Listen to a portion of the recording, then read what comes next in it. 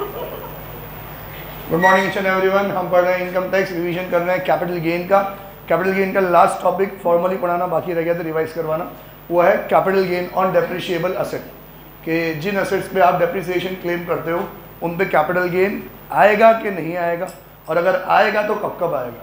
और ये टॉपिक इतना स्पेशल है कि ये दो चैप्टर्स को कवर करता है, एक पीजीबीपी को कवर करता है और एक कैपिटल गेन को कवर करता है। तो पहला थंब रूल कि जब भी आप डेप्रिशिएबल असेट को बेचोगे कैपिटल गेन नहीं आएगा। जब भी आप डेप्रिशिएबल असेट को बेचोगे कैपिटल गेन नहीं आएगा, क्योंकि पीजीबीपी में, या हम यूँ कहें बिजनेस एंड प्रोफेशन में, depreciation block of asset concept से लगता है। Sir block of asset concept क्या होता है? ब्लॉक ऑफ असेट कंसेप्ट ये है कि आप सिमिलर असेट्स का एक ब्लॉक बनाते हो और उसमें एक साथ क्या लगा देते हो? डेप्रिसिएशन लगा देते हो।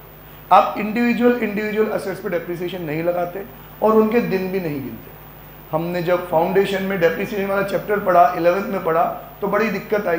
क्यों? क्योंकि एक एक असेट पे इनर कॉलम में 1 2 1 2 1 2 1 2 करके अलग अलग डेप्रिसिएशन लगाते थे, और हर असेट का जब खरीदा तब से लेके ईयर एंड तक, या स्टार्टिंग डेट से लेके जब तक सेल किया तब तक महीने गिन के क्या लगाते थे? डेप्रिसिएशन लगाते। इनकम टैक्स वाले कहते हैं हमारे पास इतना टाइम नहीं, क्योंकि आपके जब क्वेश्चंस आते थे डेप्रिसिएशन में 2 या 3 असेट होते थे, लेकिन किसी भी बिजनेस में 40-50 असेट होते हैं, तो हर असेट का अलग अलग डेप्रिसिएशन कैलकुलेट आप तो पढ़ लोगे, हम कहाँ तक चेक करने बैठेंगे। तो उन्होंने कहा भाई हम तो क्या करेंगे, सिमिलर असेट्स का एक सिंगल ब्लॉक बनाएंगे, उस पर एक साथ डेप्रिसिएशन लगा देंगे। मतलब फर्नीचर का अलग ब्लॉक, बिल्डिंग का अलग ब्लॉक, मशीनरी का अलग ब्लॉक। तो अब मान लो फर्नीचर का ब्लॉक है, आपने बिजनेस स्टार्ट किया 10 लाख रुपए का फर्नीचर खरीद के लाए, तो पूरे 10 लाख रुपए पे एक साथ डेप्रिसिएशन लग जाएगा।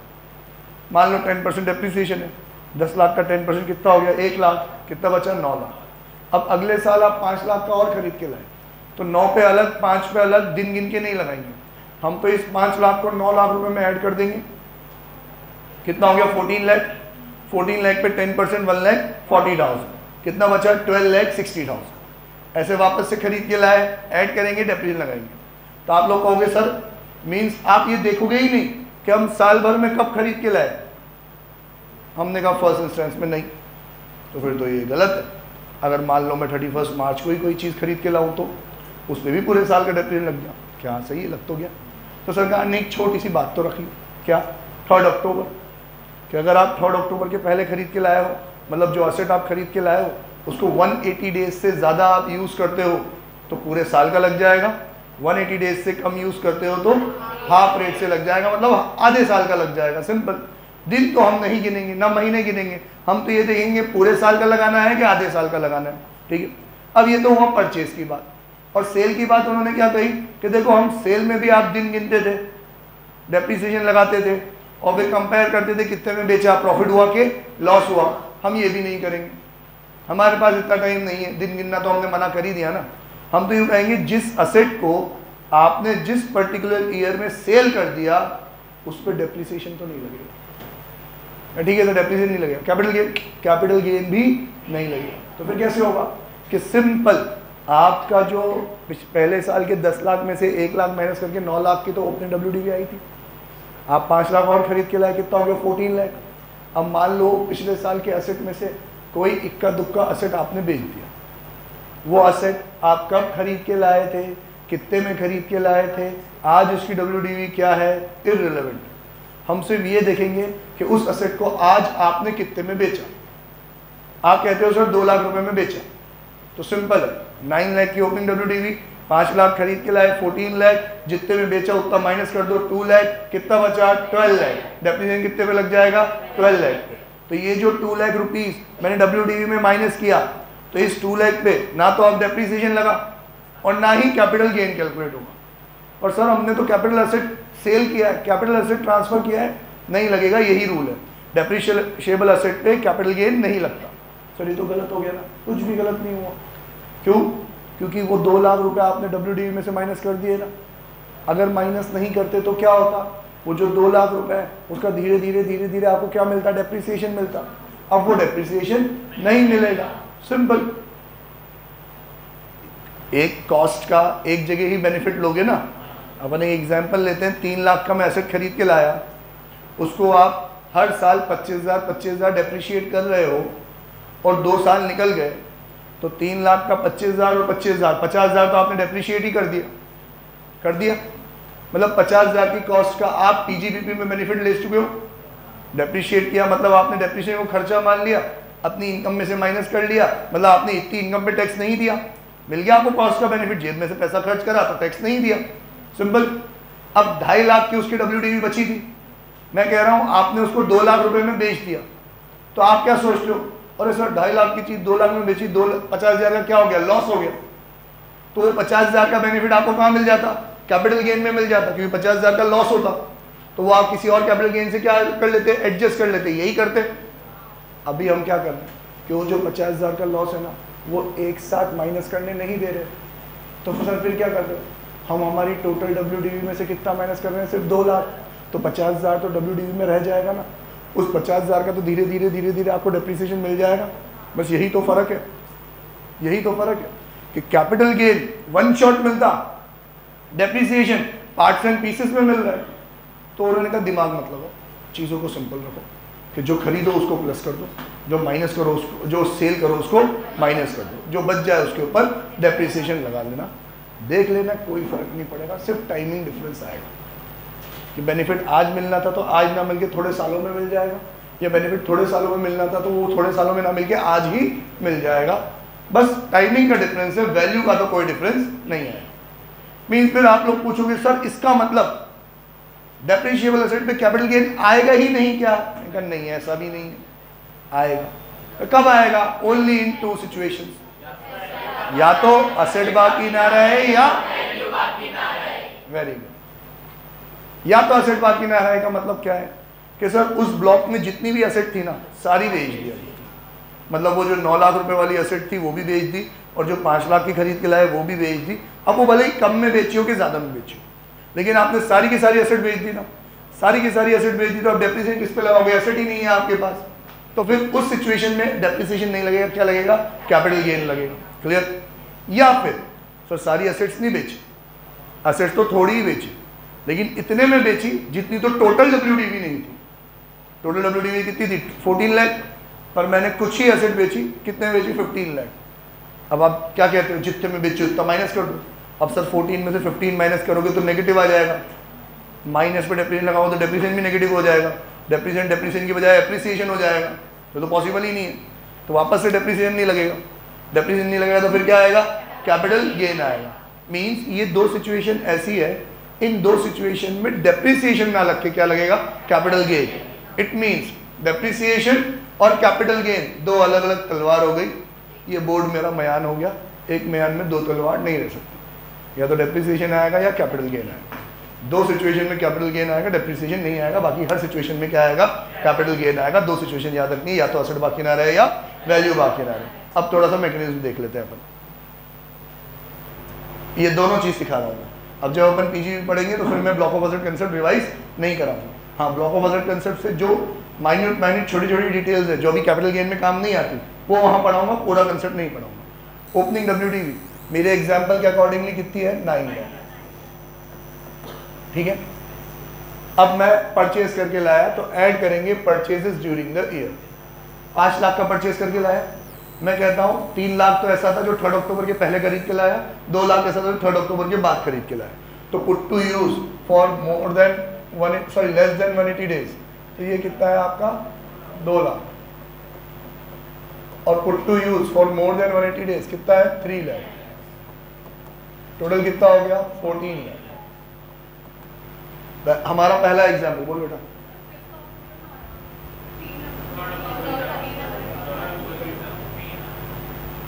Third sold during the year. पहला एग्जांपल कि मैंने कुछ एसेट बेचा, कुछ वैल्यू में बेचा, कितने में 2 लाख रुपए में बेचा, तो 2 लाख रुपए में बेच दूंगा मैं।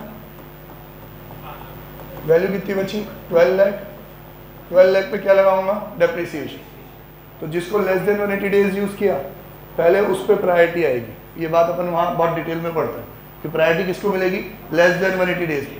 उस पर क्या लगेगा, हाफ रेट। मैं फर्नीचर का एग्जाम्पल ले रहा हूँ, फर्नीचर पे रेट लगती है 10%, तो भाई 2 लाख का 10% इंटू 1/2 कितना हुआ 10,000। और बचा हुआ 12 में से 2 गया, कितना बचा 10 लाख। इस पे फुल रेट मतलब 10%, कितना हुआ 1 लाख। तो 1,10,000 माइनस हो जाएगा, कितना बचेगा आपके पास 10,90,000। कंप्लीट। सर हमने एसेट बेचा लेकिन कैपिटल गेन का कैलकुलेशन नहीं करेंगे, क्योंकि जो जितने बेचा उतना माइनस कर दिया, अब उतनी वैल्यू पे डेप्रिसिएशन नहीं लगेगा, 12 पे ही डेप्रिसिएशन लगेगा। क्लियर है, सबको समझ में आया। अब हम करते हैं ये सब, कोई सा भी एसेट बेचो, कभी भी बेचो, यही कैलकुलेशन है, वो तो आएगा ही नहीं, वो तो सिर्फ 2 एक्सेप्शनल सिचुएशन में आता है। अब वो 2 एक्सेप्शनल सिचुएशन पढ़ लेते हैं अपन, ठीक है।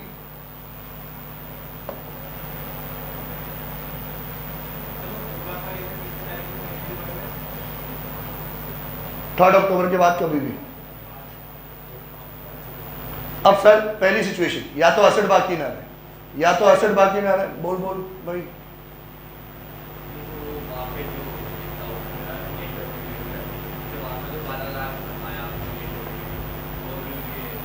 लेस देन 90 डेज 2 लाख आया,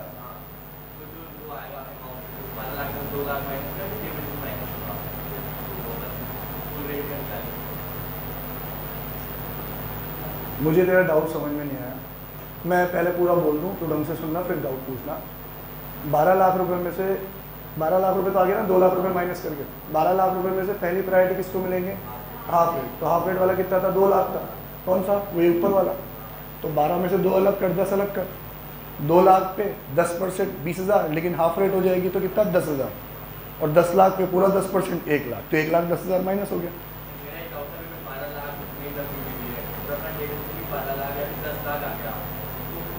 डेप्रिसिएशन 10 लाख कैसे आएगा,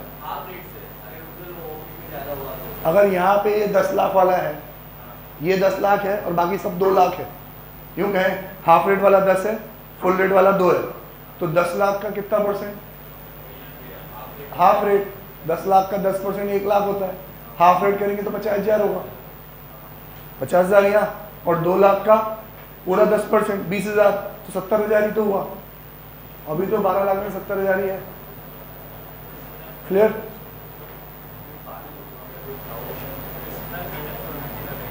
मैं समझ गया तू कौन सा डाउट पूछना चाह रहा है। ये मैंने आपको पहले ही समझाया था पीजीपीपी में कि मान लो कि यहाँ पे है ना, ये 2 की बजाय 7 है, ये 7 लाख है, तो टोटल कितना हो गया आपका 19 लाख हो गया। अब 19 लाख में से आपने कुछ एसेट बेचे, कितने में बेचे, 15 लाख रुपीस में बेचे, अभी मान लेते हैं अपन। तो कितना बचा, 4 लाख बचा। तो प्रायोरिटी किसको मिलेगी, प्रायोरिटी का वर्ड ही क्यों यूज कर रहा था, हाफ रेट वाले को, तो 7 लाख पे, और आपकी तो टोटल WDV कितनी है 4, तो 7 पे नहीं 4 पे ही मिलेगा हाफ रेट। और सर फुल रेट तो कुछ मिलेगा ही नहीं, ठीक है। और दूसरा एग्जांपल लेते हैं, मान लें कि हमने जो बेचा वो बेचा हमने 10 लाख रुपए में, तो वैल्यू कितनी बची 9 लाख, ठीक है। अब 9 लाख रुपए में से हाफ रेट वाले को प्रायोरिटी मिलेगी, तो 7 पे तो हाफ रेट, और जो बचा वो कितना बचा 2 लाख, 2 लाख पे फुल रेट। भले ही सर हम फुल रेट वाला कितना खरीद के लाए थे 3, पर प्रायोरिटी 7 को मिलेगी, तो पहले 7 पे, फिर जो बच जाएगा वो फुल रेट से। अब वो बचा, भले ही 3 बचे, 3 से कम बचे, 3 से ज्यादा बचे, ठीक है। अब डाउट क्लियर है, ओके। अब हम एग्जाम्पल ले रहे हैं वो एक्सेप्शनल सिचुएशन वाले, या तो असेट बाकी ना रहे या वैल्यू बाकी ना रहे। तो मैं कहता हूँ असेट बाकी ना रही, जितनी भी असेट्स थी सब बेच दी मैंने। अक्सर यही होता है कि मेरे को मेरा फर्नीचर चेंज करना है, तो मैंने सारा ही फर्नीचर रिप्लेस कर दिया, ये बेच दिया, दूसरा नया लिया है, ठीक है। अब यार मेरे एग्जाम्पल के अकॉर्डिंग भी बता दूँ ये, क्योंकि किसी क्वेश्चन में आ जाता है ये। मैंने बेच दिया और फिर नया लिया है, मैंने पहले बेचा बाद में नया लाया, उस बात से इस कैलकुलेशन पे कोई फर्क नहीं पड़ता। सर एक पॉइंट ऑफ टाइम ऐसा आया कि पहले मैंने सारा ही फर्नीचर बेच दिया, असेट बाकी रही ही नहीं, 15 दिन बाद में वापस से नया फर्नीचर लिया है, तो यहाँ तो पहले नया प्लस होगा, फिर पुराना क्या होगा माइनस होगा, तो उस केस में कैपिटल गेन आएगा ही नहीं। समझ में आया कि नहीं।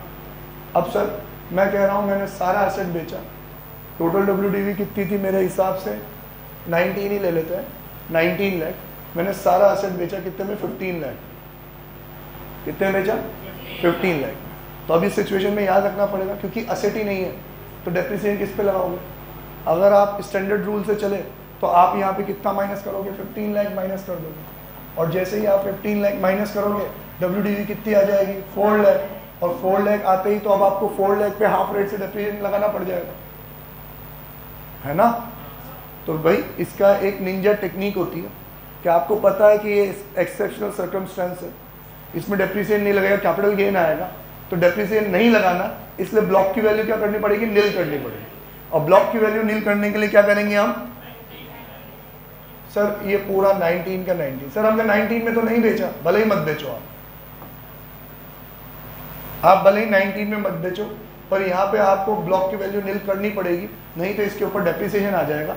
इसलिए डीम्ड सेलिंग प्राइस 19 मान के यहाँ कर देंगे 0। अब जब वैल्यू 0 हो गई तो डेप्रिसिएशन कैलकुलेट हो गई। फिर आते हैं अपन कैपिटल गेन पे। अब कितने में बेचा आपने, एक्चुअली में कितने में बेचा, 19 में थोड़ी बेचा, बेचा तो कितने में, 15 में। तो जितना बेचा वो तो क्या है, फुल वैल्यू ऑफ कंसिडरेशन। बेचने में जो खर्चा हुआ वो क्या है, ट्रांसफर एक्सपेंस। यहाँ पे ट्रांसफर एक्सपेंस को क्या करते हैं अपन, इग्नोर। यहाँ ट्रांसफर एक्सपेंस बिंदास अपन क्या करते हैं, माइनस। अभी मान लेते हैं कि 10,000 रुपए का ट्रांसफर एक्सपेंस है, तो 14,90,000। अब इसमें से कॉस्ट ऑफ एक्विजिशन माइनस करेंगे, और अब ये कॉस्ट ऑफ एक्विजिशन का एक स्पेशल रूल है कि डेप्रिशिएबल असेट में कॉस्ट ऑफ एक्विजिशन मानी जाएगी टोटल रेवेन्यू। इसीलिए मैं जमा के लिखता हूँ, इन दोनों को आमने सामने लिखता हूँ। ईच एंड एवरी टाइम पे या तो असेट बाकी ना रहे या वैल्यू बाकी ना रहे, कम में बेचो ज्यादा में बेचो, कॉस्ट क्या मानी जाएगी, टोटल WDV, क्योंकि सब कुछ ही गया है ना। टोटल WDV कितने की है, 19 की। कितना बचा, 4,10,000। गेन के loss, short term capital loss. Vice versa वाली टेक्निक नहीं बताऊं तो चलेगा आपको। अब क्या है, वैल्यू बाकी नहीं रही। वैल्यू बाकी नहीं रही मतलब मैंने सारे एसेट्स नहीं बेचे, कुछ ही बेचे, लेकिन 20 लाख रुपए में बेच दी। अब सर 20 लाख रुपए में बेच दोगे तो यहाँ 20 माइनस करोगे, यहाँ आ जाएगा -1 लाख। डेप्रिसिएशन कैलकुलेट करोगे नेगेटिव, डेप्रिसिएशन डिडक्शन की मतलब क्या बन जाएगा, एडिशन। तो फिर से पॉसिबल नहीं है, तो अब आपने भले ही ज्यादा में बेचा हो, लेकिन यहाँ पे तो 19 माइनस करके ब्लॉक की वैल्यू क्या कर दोगे, नील, ताकि डेप्रिसिएशन कैलकुलेट ना हो। फिर आओगे आप कहाँ पे, कैपिटल गेन पे। अब आपने बेचा कितने में, 20 लाख रुपए। बोल तो समझ में आ रहा है ना, लिख के बताना जरूरी है क्या। 20 लाख रुपए में बेचा, 10,000 ट्रांसफर एक्सपेंस कितना आएगा, 19,90,000। 19,90,000 में वापस से कॉस्ट ऑफ एक्विजिशन, तो फिर से क्या मानेंगे, टोटल WDV कितना है वो 19, तो कैपिटल गेन कितना आ जाएगा 90,000, है ना। तो देखो अक्सर हमेशा नहीं, अक्सर चांसेस यही रहते हैं कि या तो असेट बाकी ना रहे, इसमें आएगा शॉर्ट टर्म कैपिटल लॉस, क्योंकि असेट नहीं है, वैल्यू तो है। मतलब आपने किस में बेचा है, कम में बेचा है, कम में बेचा है तो क्या आएगा, लॉस। फिर या तो वैल्यू बाकी ना रहे, इसमें तो हमेशा ही क्या आएगा, शॉर्ट टर्म कैपिटल गेन, क्योंकि आपने ज्यादा में बेचा तभी तो वैल्यू बाकी नहीं रही, है ना। ज्यादा में बेचा तो क्या आएगा भैया, गेन आएगा। क्लियर है।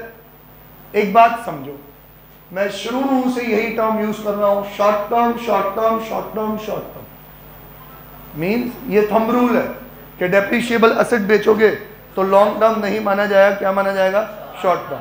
सर भले ही असेट कितनी भी पुरानी क्यों ना हो, हाँ 1 साल पुरानी हो, 2 साल, 3 साल, 10 साल, 30 साल, कितनी पुरानी एसेट क्यों ना हो, उस पर अगर डेप्रिसिएशन लग रहा है तो वो हमेशा क्या मानी जाएगी, शॉर्ट टर्म मानी जाएगी। जो कैपिटल गेन आएगा वो कौन सा आएगा, शॉर्ट टर्म कैपिटल गेन आएगा। क्लियर, ठीक है। कोई टॉपिक बचा हमारा, प्रैक्टिस शीट लाए हो आप लोग, प्रैक्टिस शीट निकालो, उसमें से मैंने 2-3 क्वेश्चन आपको नहीं कराए हैं। एक तो TTBR TTSR वाला, टेलीग्राफिक, वो transfer buying rate and transfer selling rate वाला, और जो नहीं करा है ना वो आज मेरे को मार्क करा दो, कल मैं थोड़ा ढंग से रिसर्च करके पढ़ाऊँगा। आज आप वो 54F वाला क्वेश्चन निकाल लो, जिसमें मल्टीपल असेट बेच के हम एक घर खरीदते हैं। मैंने स्टार मार्क कराया हुआ उसके ऊपर जरूर, तू नहीं रहा है,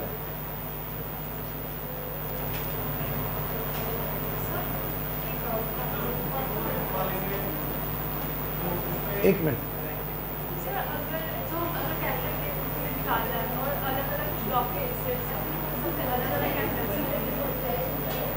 मल्टीपल ब्लॉक्स होंगे तो हर ब्लॉक में थोड़ी एक जैसी सिचुएशन आ जाएगी, किसी में एसेट बाकी नहीं होगा, किसी में वैल्यू बाकी नहीं होगा और किसी में नॉर्मल चलता रहेगा। जब नॉर्मल चलेगा डेप्रिसिएशन निकलेगा, उन ब्लॉक्स में डेप्रिसिएशन निकल जाएगा और जिन जिन ब्लॉक में एसेट और वैल्यू बाकी नहीं रही उसमें ही कैपिटल गेन आएगा। बस बोल भाई।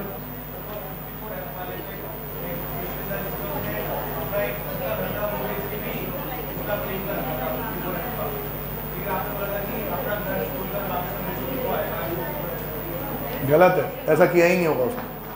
अगर उसने घर बेच के घर खरीदा है तो वो 54 लेगा और घर बेच के दूसरी चीज़ें बेच के घर खरीदा है तो 54F लेगा। हुआ ये होगा उस क्वेश्चन में, उसने अपना घर भी बेचा होगा और बाकी की 2 असेट भी खरीदी होगी और उसके बाद उसने दो असेट भी बेची होगी और उसके बाद उसने घर खरीदा होगा।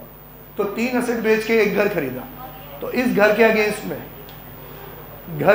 में घर तो 54 लगेगा और इसी घर के अगेंस्ट में 54F भी लगेगा।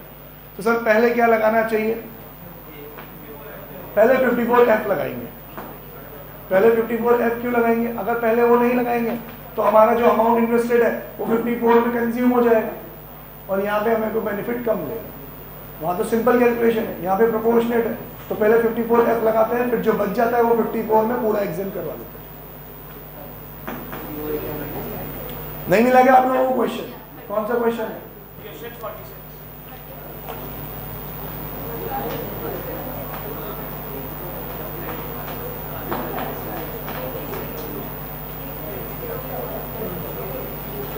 तू कौन सा कह रहा है? हाँ रैंकिंग वाला ही तो।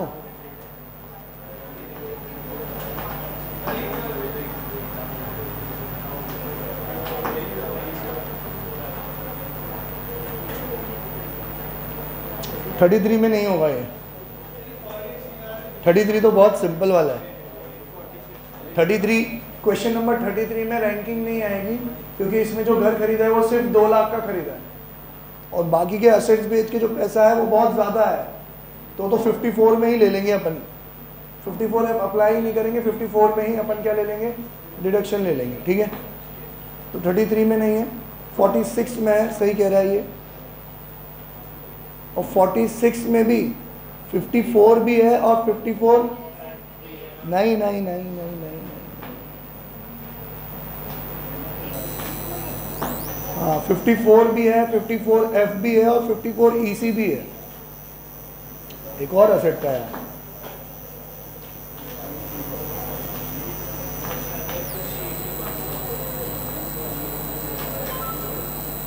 रुक जाओ, मैं लूँ बेटा, पॉज कर दो।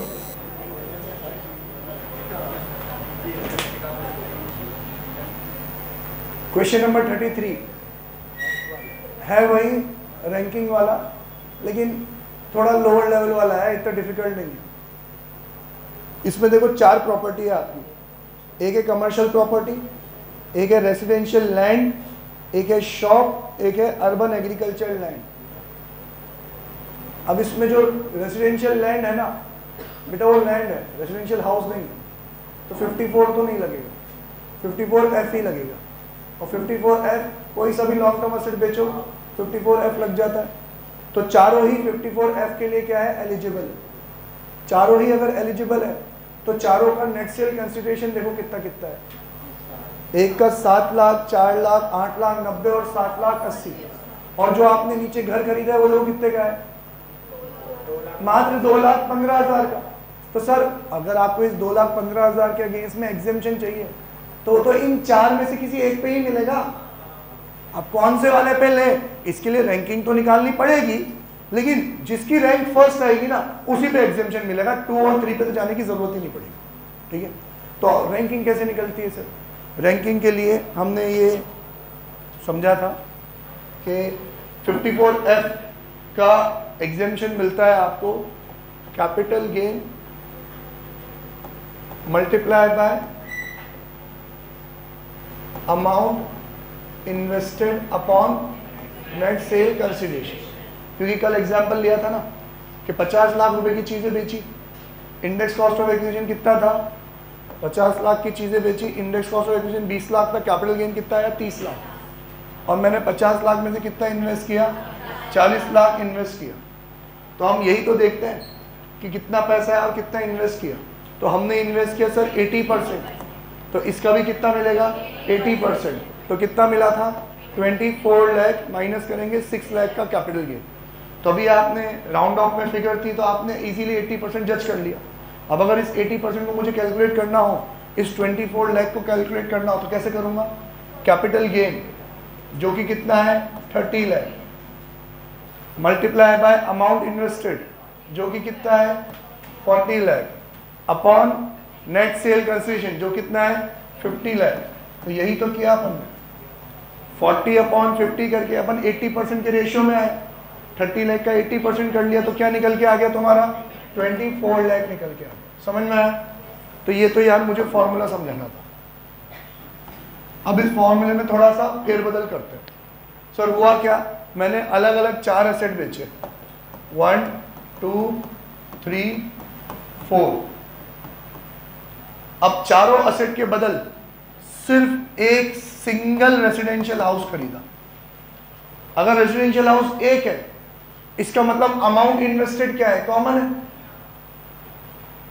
अमाउंट इन्वेस्टेड तो कॉमन है चारों में, अमाउंट इन्वेस्टेड तो वही 2,15,000 2,15,000 2,15,000 आएगा।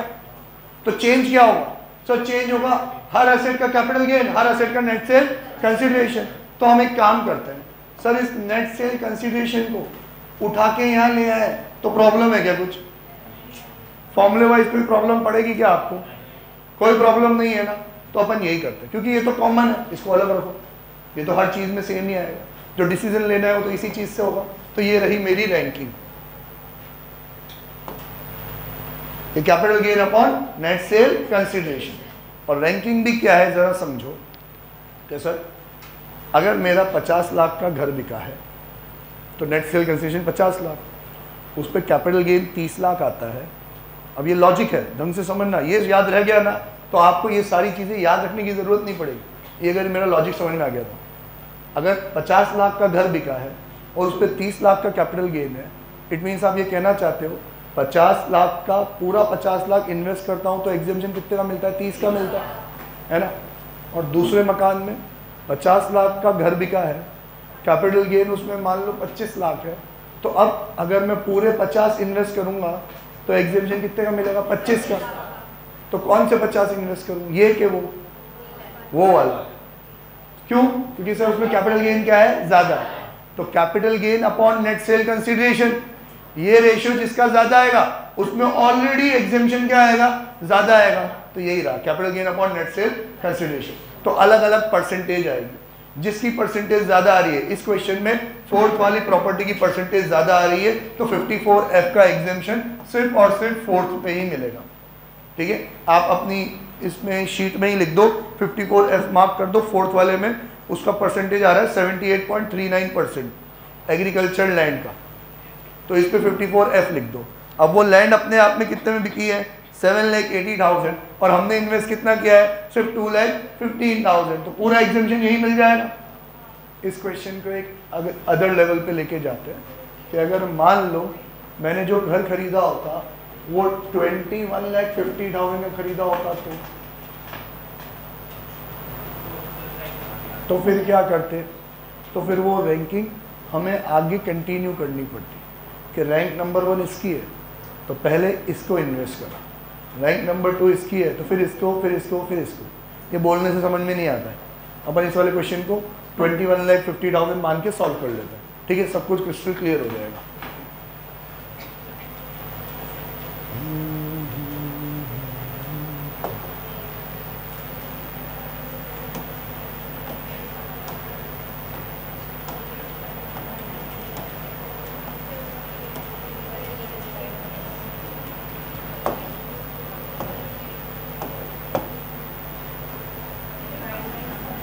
बेटा जल्दी जल्दी मेरे को अमाउंट्स बोलते जाना। सबसे पहले तो बोलो फुल वैल्यू ऑफ कंसीडरेशन। अच्छा, कौन कौन से एसेट है, एक तो है कमर्शियल प्रॉपर्टी, एक है रेजिडेंशियल लैंड, एक है शॉप, अर्बन एग्रीकल्चर लैंड। ठीक है, जल्दी से फुल वैल्यू ऑफ कंसिडरेशन बोलते जाओ। अच्छा, फुल वैल्यू ऑफ कंसिडरेशन ये ट्रांसफर एक्सपेंस वगैरह तो कुछ है ही नहीं, बोलते जाओ। 7 लाख, 12 लाख, 4 लाख, फिर 8 लाख 90,000, देन 7 लाख 80,000। ओके, उसके बाद ट्रांसफर एक्सपेंसेस तो नहीं है, तो यही क्या बन गया मेरे लिए, नेट सेल कंसीडरेशन। फिर है कॉस्ट ऑफ एक्विजिशन, इंडेक्स करके दे रखा है शायद आपको, हाँ, आसान करने के लिए। तो इंडेक्स कॉस्ट ऑफ एक्विजिशन बोलो, 3,05,000,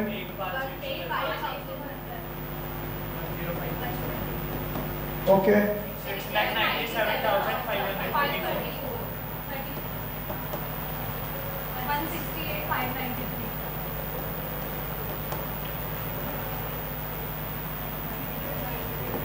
कैपिटल गेन बताओ, ये हुआ 3,95,000, ये हुआ 2,94,828, ये हुआ आपका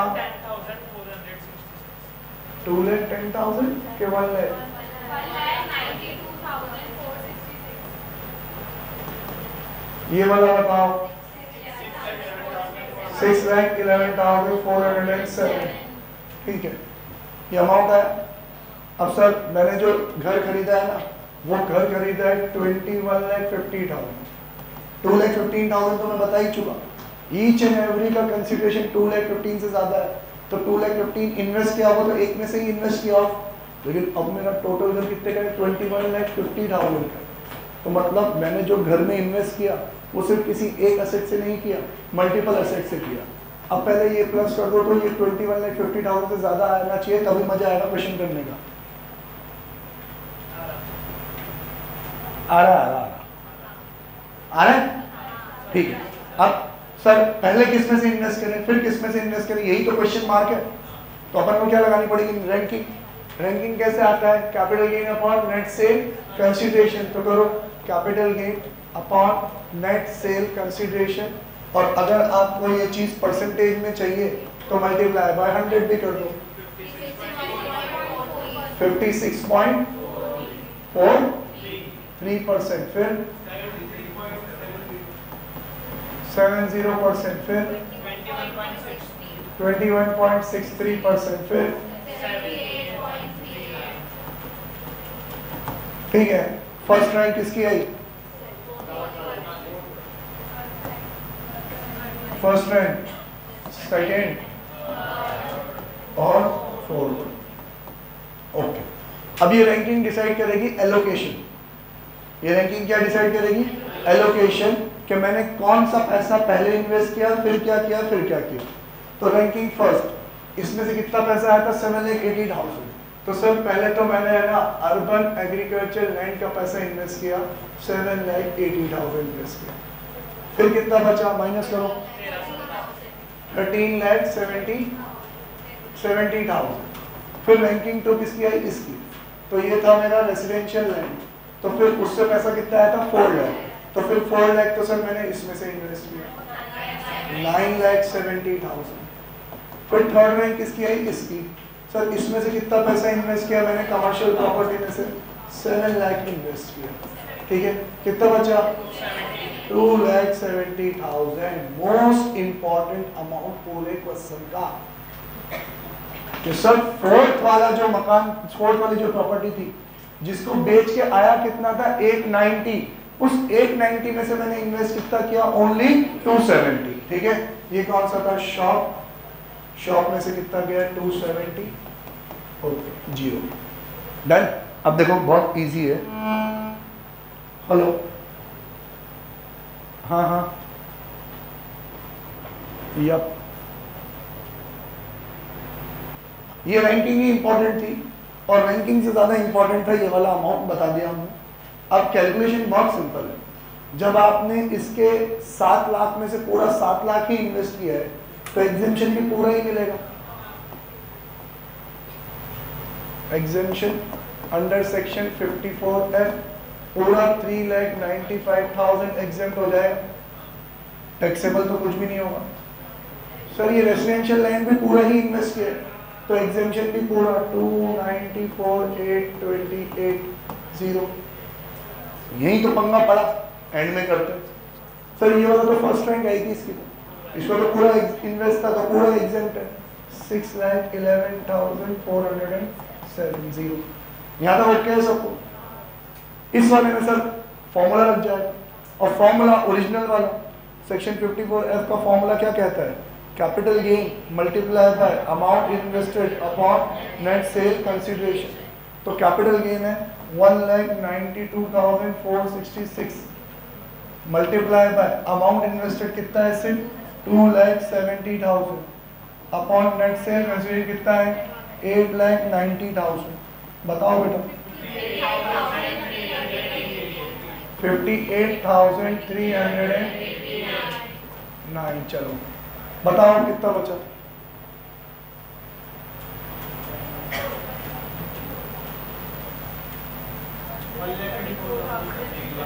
$1,34,007।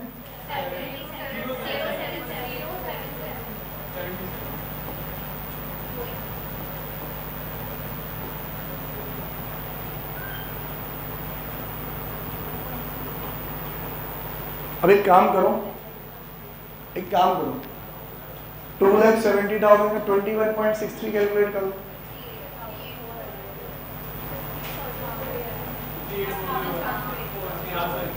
401 है, तो ये 11-12 रुपये का फर्क क्यों है?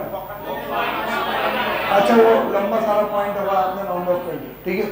तो मतलब डायरेक्टली भी कर सकते हैं ना अपन, जो भी अपना परसेंटेज आया था सबसे कम यही आया है, तो 270 का। लेकिन मत करना, ऐसे ही करना, प्रेजेंटेशन भी दिक्कत है, तो क्रॉस चेक करने के लिए कि अपन ने सही किया है कि नहीं किया, ठीक है।